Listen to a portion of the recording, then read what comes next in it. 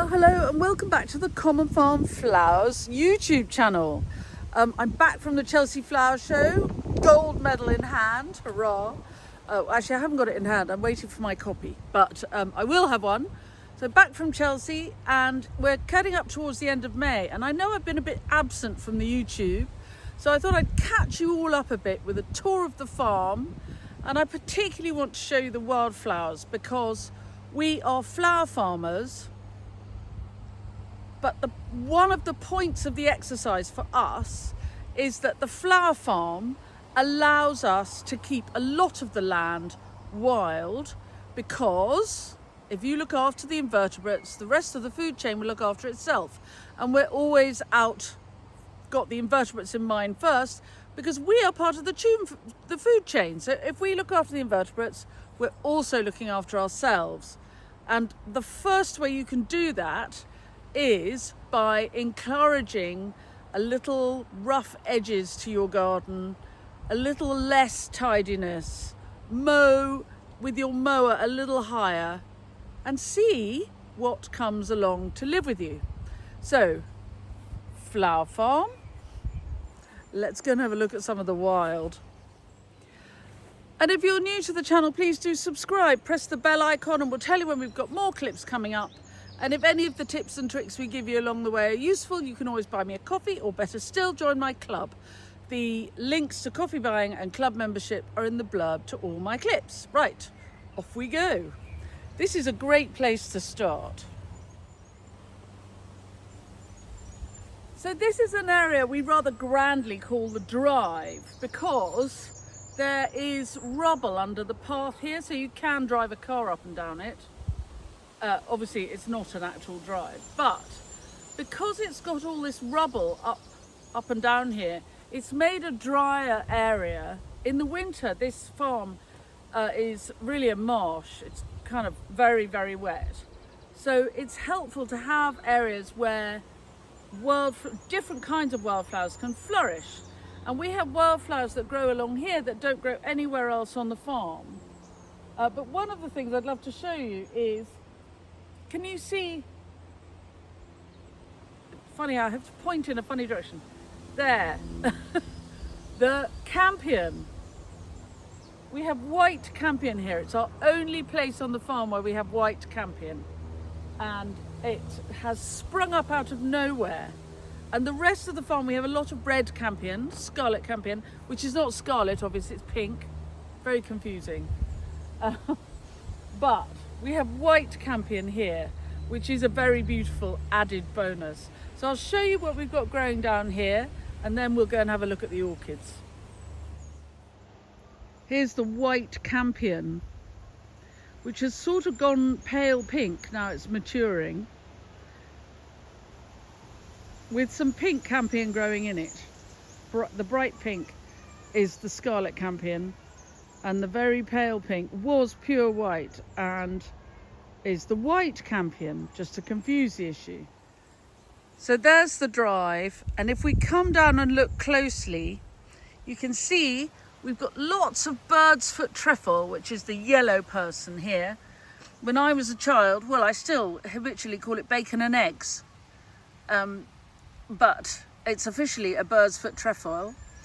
And then it's fun to do this if you can. Count the different kinds of wildflowers you can see in one place. So look, there's clover. And then this is a very pretty kind, it's called a mountain cranesbill.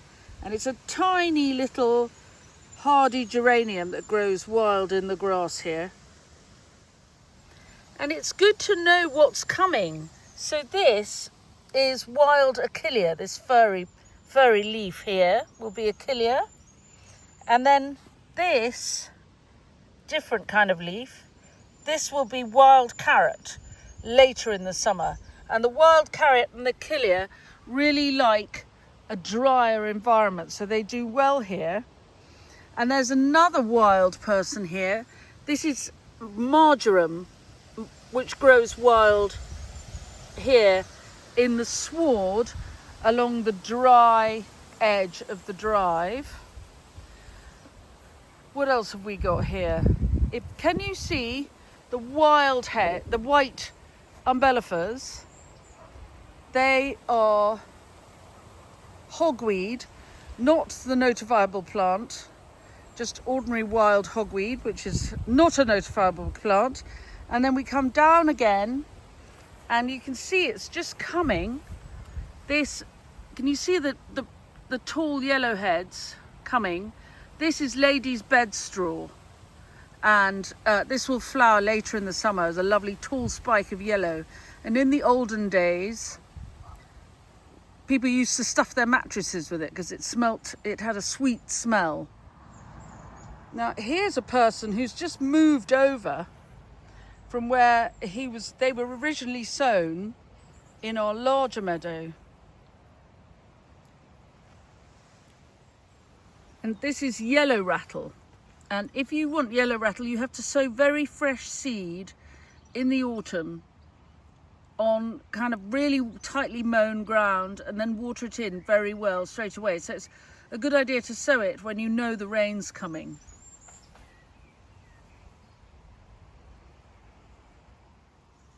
And the purple person here, this is a hedge woundwort, just coming into flower, and it will get much, much taller. Towards the end of the summer, it'll be waist height, but it's just coming now.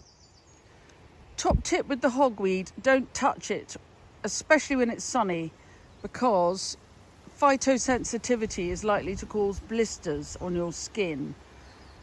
It'll cause an allergic reaction. So this is any of the umbellifers with a hairy stem. And this has a hairy stem you want to avoid. You want to be quite careful with umbellifers. Some of them are quite poisonous. The flower farm's looking very tidy.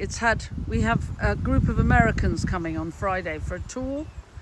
And I've got to cut quite a big wedding tomorrow. But after that, the Americans are coming. So we've been trying to get everything planted out. So there's all the cosmos in.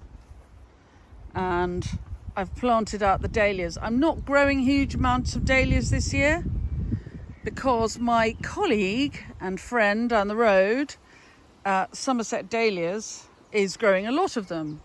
So I've got enough to keep me going. Look, they could do with the water. And I've dotted them in where I've got space.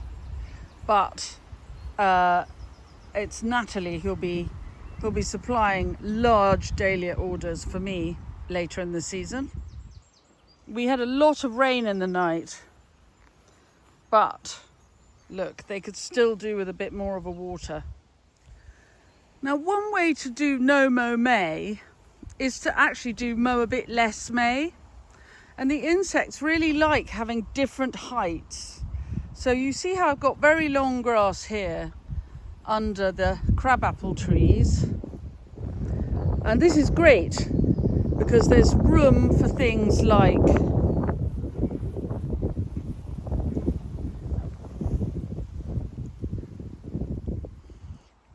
the comfrey to grow here, and I can use the comfrey to make a lovely potash-rich tea, but the birds will use it for lunch. I mean, the bees as well, use it for lunch the whole time,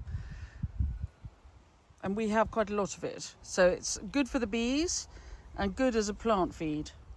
But the insects like having slightly shorter grass, so we've got really short mown paths through which people can gallop along, and then we've got slightly longer. I love the slightly longer because you can see the silver weed in it. This is the silvery weed, look, there's the silver weed. And in the far off distant past, people would line their shoes with it because it was apparently good for making your feet comfortable if you were walking long distances. So the silverweed flourishes there, and the comfrey flourishes here. And then outside Granny's house, we're beginning to have some oxeye daisies, and the yellow is buttercups.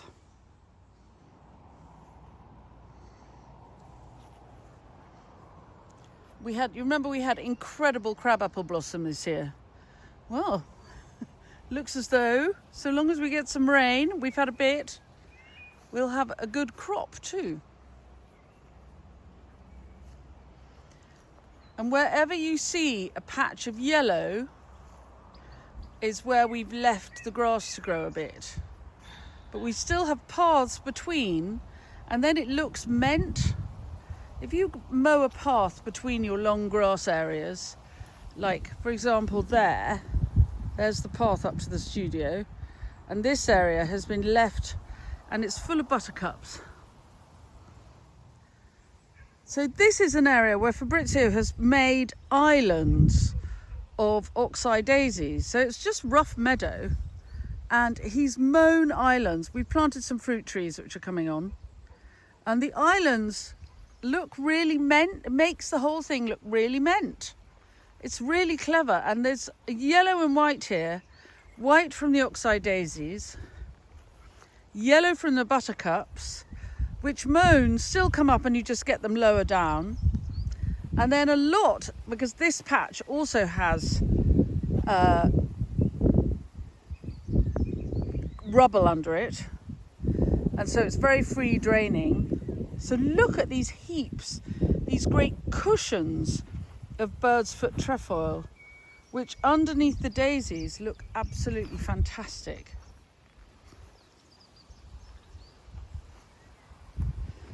If you mow a path, you've got somewhere to walk through without treading on anything. And it draws the eye, a mown path through your wild area.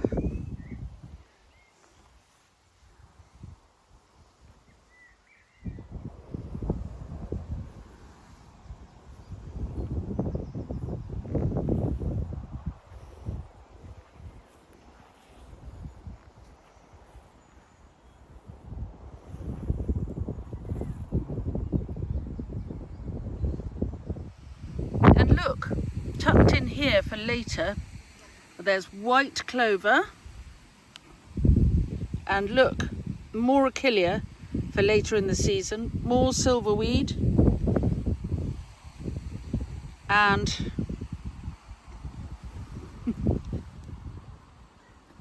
that's another little tiny geranium. And if we walk down towards the pond here, where the ground is wetter, we have a little person. This little pink person is a close cousin of the scarlet campion, and he's called Ragged Robin because he's a bit Raggedy Ann to look at. Look. So that's Ragged Robin. And lots more clover, that lovely pink clover.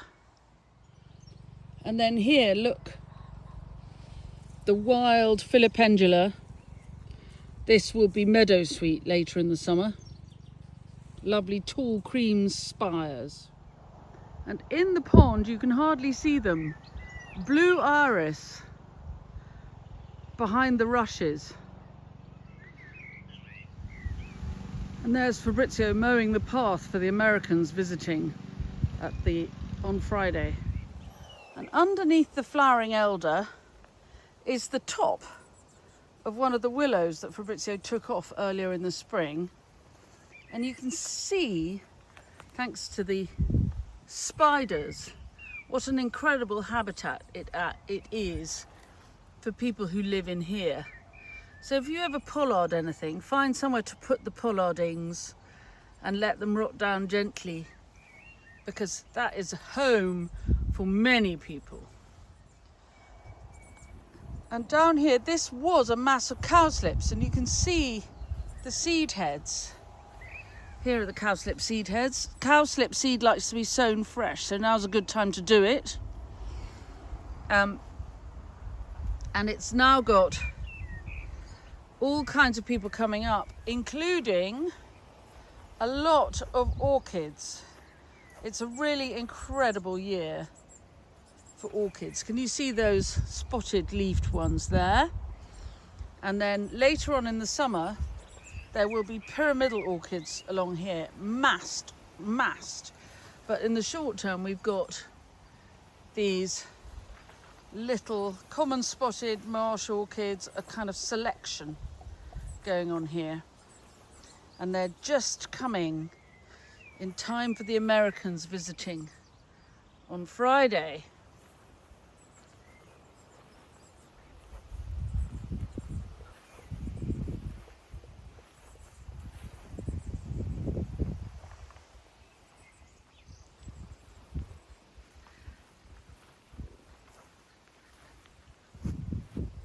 Here come the ducks.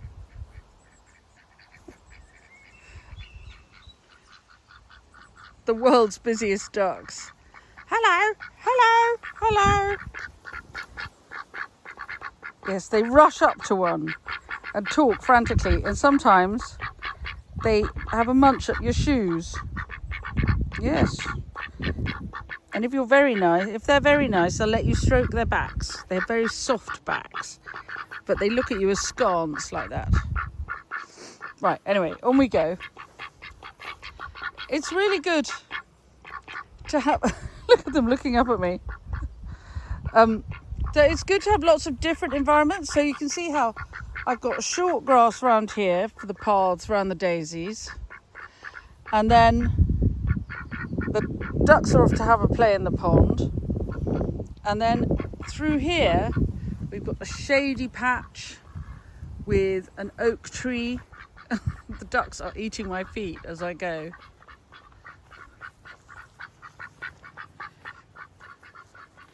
We used to have chickens, and the chickens used to eat my feet too. And this is one of my favourite things that happens in a long-established garden, is you get escapees. So this is the Persicaria bistorta, which ought to be in a bed, but has escaped down here and is settling in very happily under this maple. And coming round this corner, look, there's a nightshade of some kind. It might be very poisonous. I will not have it for lunch.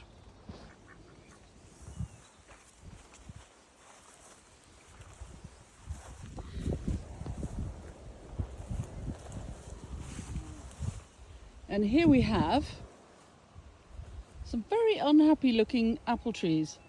I think 3 of these are dead, but 3 of them are very well. If you have dead trees in your garden, leave them, because the beetles and the woodpeckers will really love you for that. This is where most of our fritillaries grow, the snake's head fritillaries. So they've all gone now, and their place has been taken by buttercups. But if I go round to the side here, you'll see the first, along with some more orchids. Never go anywhere without an orchid at Common Farm. This makes Fabrizio very happy. He's a bit of an orchid fancier. But if I come up here you see the beginning of a shade of blue coming through the sward. And that is the meadow cranesbill, which is another wild hardy geranium. And this will get to 1 metre high and flower above all the grasses. It'll be looking really at its best in about July. So we're not even the end of May yet, so it's very early. More orchids. We've got really orchids coming up in places where we've not had them before. Fabrizio will be very, very happy. And then the other side of through here, ow! Bash my head on the tree, are the polytunnels. And that's the perennial phlox about to do its thing. These are amazing bronze, sort of rusty bronze coloured Dutch iris, and I forgot all about them. And unless I walk down here, I don't see them. So they've been sitting there having a nice time uncut. But that's what happens when you overplant or you oversow as a flower farmer. You need to know what you want your flowers for and when you're going to cut them. and not have so many that it really matters if you miss them out.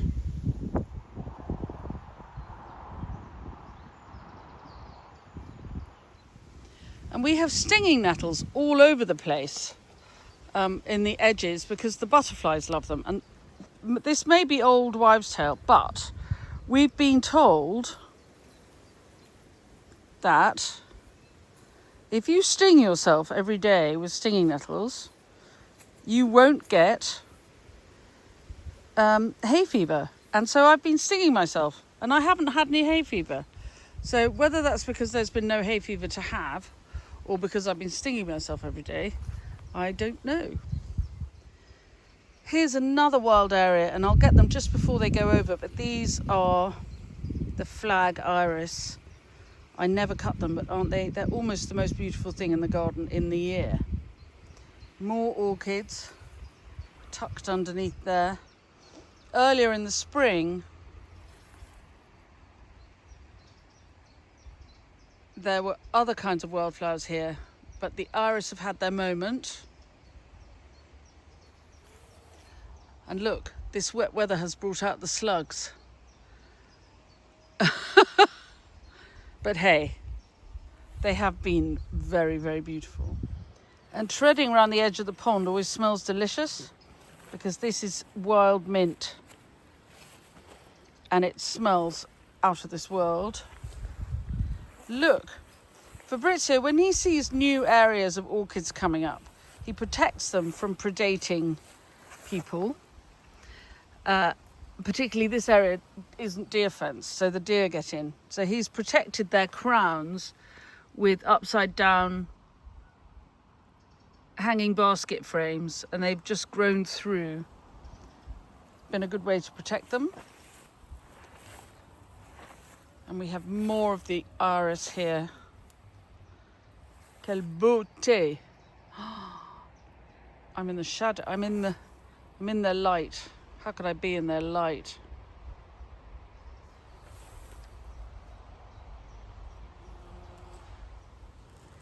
These are the seed heads of the marsh marigolds that were flowering in spring. And then they're coming, and they're dying back down now, next door to what will become purple loosestrife. Next door to another pile of logs. Fabrizio is very keen on a pile of logs. It's somewhere where a newt could go and find somewhere cool to spend the summer.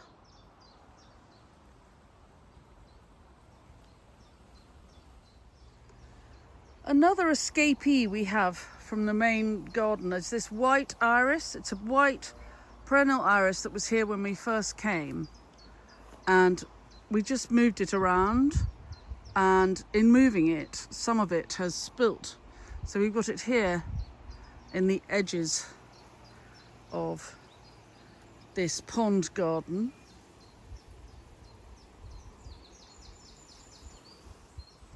Now this is the main wildflower meadow, and you can see it's very buttercuppy at the moment. But when you get your eye in, you begin to see the orchids, and it's almost a carpet of them. So all the little dots of purple you can see, and pale, pale pink are orchids.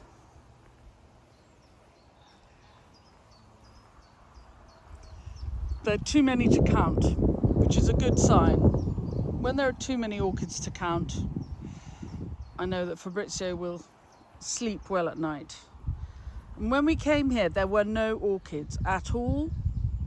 And I think, and we slowly, they've re-established.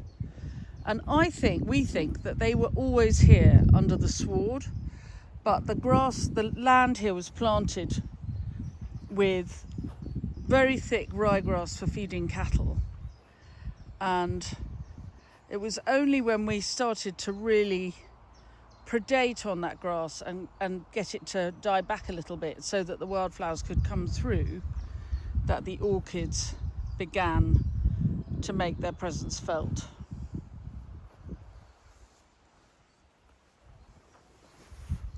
Some of them are dinky. And they're not at their full glory yet. But they'll be pretty good for the Americans visiting on Friday, I have to say.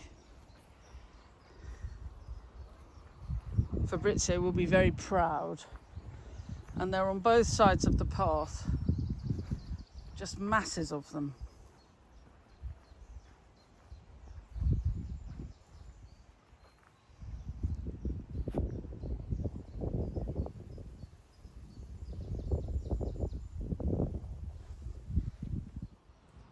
And then we have coming up in between the orchids, the knapweed, which is this, it's like a perennial cornflower. And that will flower all summer. And this yellow person, tall yellow person, is a hawksbit.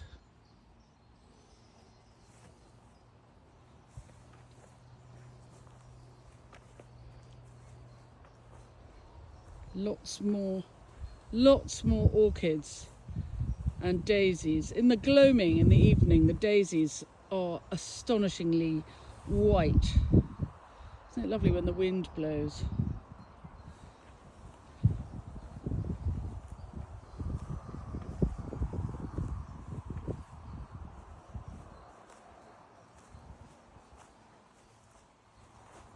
And look at the orchids. Just look. If I stand here, this is one sweep. Just look at the purple. All the dots of purple that you can see are orchids. And the furthest I can see are just there. Can you see those right over there?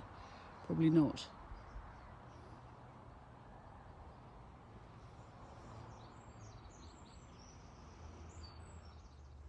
And the orchids come right up here, and then we've got another little umbellifera just coming into flower, and this is a great favourite of mine.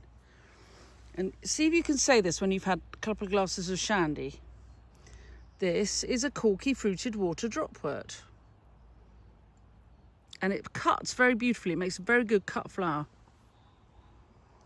And when you get your eye in, you realise that the corky fruited water dropwort has colonised whole little stretches of the edge of the grass here. And then growing up behind it, this is wild cornus.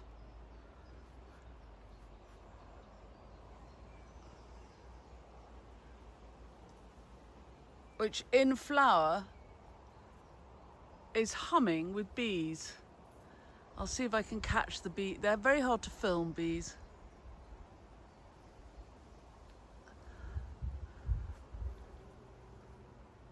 But once you can hear them, you can hear the hum. Hundreds of bees on here. And this clump of green here, this will be the autumn flowering asters. Those very, very pale blue wild asters do very nicely.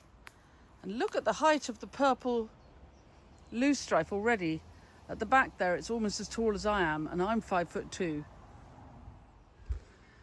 So here's the studio, needs a good tidy up for the Americans coming on Friday.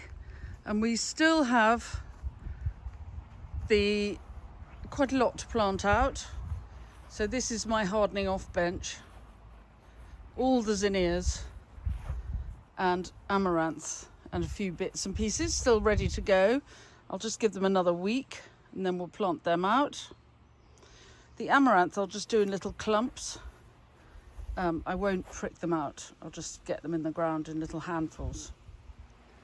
And here's another patch of cut flowers. The roses looking amazing. They've loved this spring and they're flowering their heads off. So they'll be just right for cutting for tomorrow's wedding. 9 buckets to cut for tomorrow. And then the American visitors on Friday. We don't have visitors very often. So we all get in a bit of a flat spin about health and safety and making sure that we've got a risk assessment for people to be walking around. But I love the fact that we've taken it. You can see I'm walking along the line of the fence that we've ripped out, and it's given us so much more room. So the cut flower patch is looking very tidy. Plenty of choice there for me, for my various projects. and another wildflower patch on my left here. So we have this thing where we have the meadow and the cut flowers, and the cut flowers pay for the meadow, and more of the land here is kept wild than is cultivated because we grow lots of valuable cut flowers. So thank you. Every time anybody buys anything from us or watches one of these films or joins the club or comes on a workshop or books a place on a demo, they are not only supporting a cut flower grower in her endeavour to make a living, but they are also encouraging an enormous amount of wildlife which couldn't exist without the invertebrates. So you have to look after the invertebrates, and the rest of the food chain will look after itself. Here's my exciting ginkgo biloba. I don't know if it's going to like living in such a damp place, but that was my treat to myself in the autumn. I've always wanted a ginkgo biloba for its beautiful autumn foliage, and around it more ragged robin.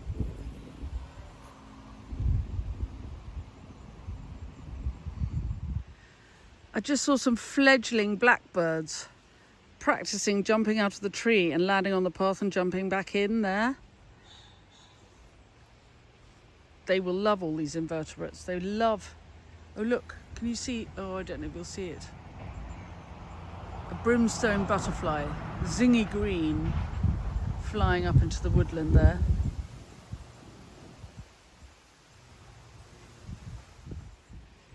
You come round to an area like this and you realise how valuable this low scrub is. Can you see the tit?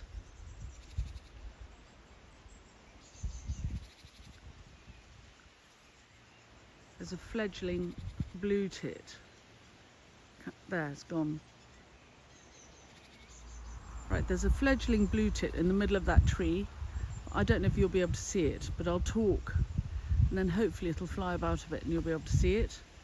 It is a great time of year for fledglings.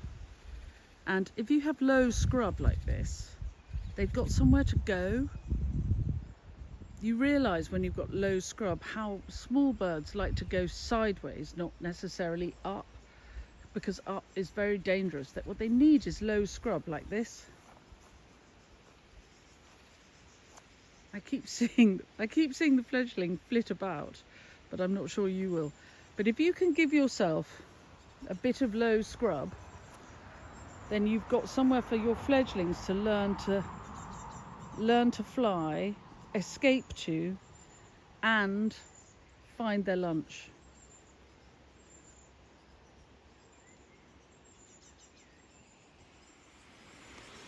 Look, more escaped Persicaria bistorta.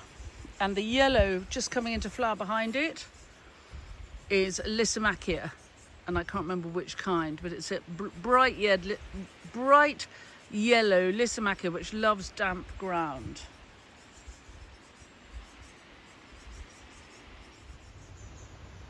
And I don't know if you can see anything moving in this pond. I don't think you can.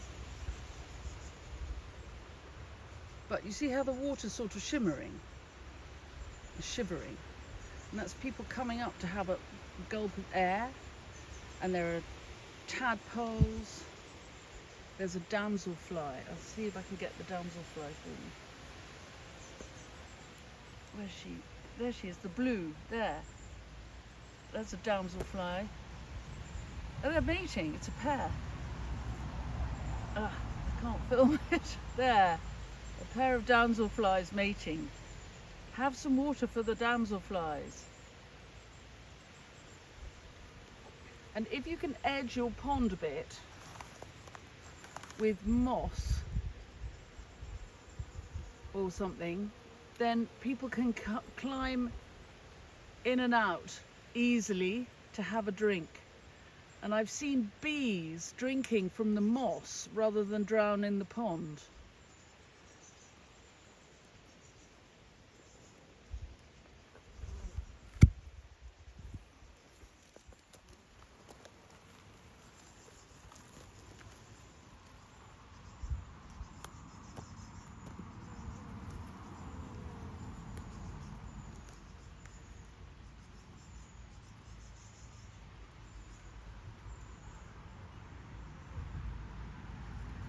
And I'm not sure they're showing up, but there's a hatch of little tiny midges, not biting midges here. And they are the food for all the fledgling birds. And if we don't have the little tiny midges, there's the damselfly again. Oh, hard to get them all. Oh, there we are, there's one. Ah, gone. Anyway, lunch for all, that's what I say. And everywhere, Fabrizio has piles of dead material, because this is where all the beetles live. And if you have beetles, then you can have hedgehogs, and you can have snakes, and you can have a huge amount of people who rely on dead wood to make their homes. So all around the place there are piles of dead material for people to live in. And this is very good for cut flowers. This wild sorrel, I cut it a lot, and it gets rustier and less rusty depending on the variety or what level of being in flower it is. Very good for cutting. Oh look, always worth keeping an eye out for this. I have more escapees. It's a lovely little Deutzia planted in the lugful here, just right for cutting for this weekend's wedding. It's all share and share alike here.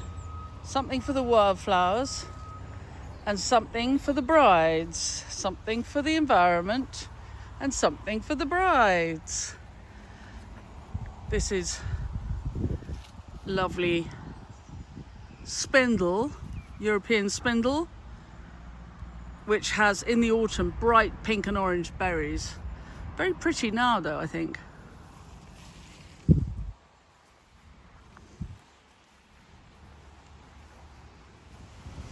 And this is, we edged the place with woodland. We call this the lugful. And this has been here now we moved here in 2004. So we did this edging of woodland when we moved here. And you can imagine what a feast it is for wildlife. Shelter, birds. And it goes around two sides of the 7 acres, giving shelter and nourishment and somewhere for people to live. An enormous pleasure to me. So this isn't so much a wildflower as a vicious invader. Some years ago, a neighbour of mine gave me some hydrangeas she was getting rid of to see if they would work. And they didn't work. But they brought with them ground elder. But ground elder makes a very good cut flower. And look at that hoverfly just having his lunch. So everything's useful. The other thing we found since we came is we planted all these trees, and something that's just come in and helped itself to the right place are these ferns. We never had any ferns. There were no ferns here when we came. And now, this woody edge to the land is full of beautiful ferns, which is a great sign, I think. I think everything was just under the ground waiting for us to come. And we made room for it, and it came back.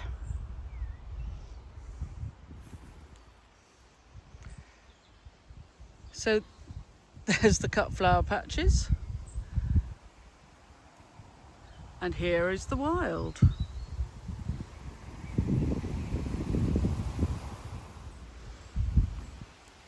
There are the cut flower patches.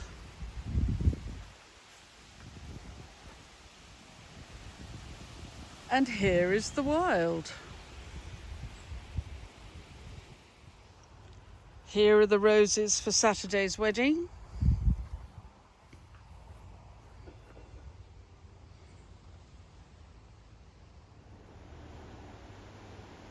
And this is what they pay for.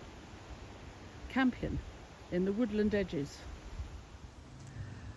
All those tidy seedlings will be cut and sold.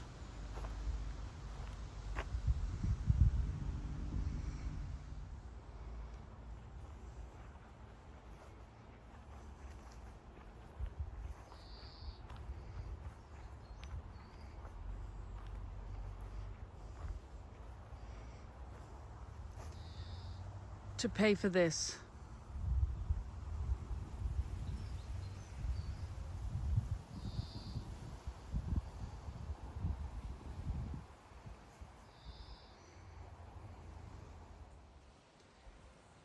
Silas Marner, Darcy Bustle,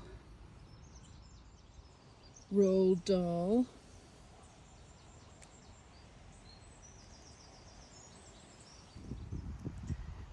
Port Sunlight,